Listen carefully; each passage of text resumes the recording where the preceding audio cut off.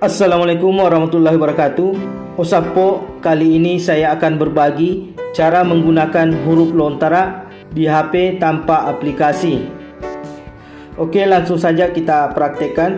Yang pertama-tama kita lakukan adalah ketik setelan. Oke, nanti akan muncul sistem tambahan atau di HP saya yang ada sistem. Klik sistem. Kemudian selanjutnya kita klik bahasa dan masukkan. Lanjut kita klik keyboard virtual. Oke, maka akan muncul dua Gboard dan pengetikan Google Voice. Klik Gboard. Lanjut klik bahasa.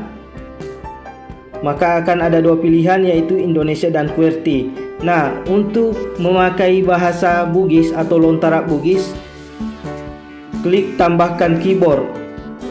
Oke, kita klik. Selanjutnya kita pilih di pencarian Bugis.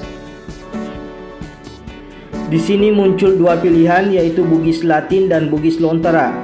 Karena kita akan memunculkan huruf lontara, maka kita pilih Bugis Lontara.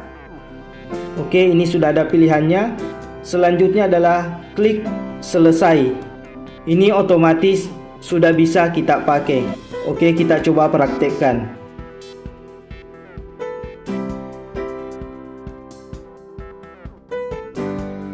Oke, kita coba klik. Nah, di sini tampilannya masih QWERTY.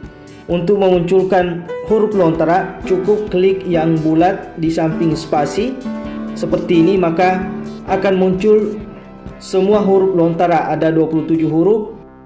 Nah, untuk memunculkan tanda bacanya, kita klik salah satu huruf, maka akan otomatis di tengah muncul tanda hurufnya, yaitu K, Ki, Ko, Ku, dan Ke.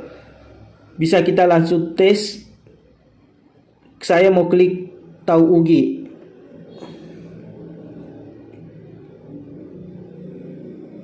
Oke, seperti ini tampilannya. Nah, untuk mengembalikan ke QWERTY atau bahasa Indonesia, cukup klik kembali yang bulatan di samping spasi seperti ini, maka akan muncul bahasa Indonesia kembali.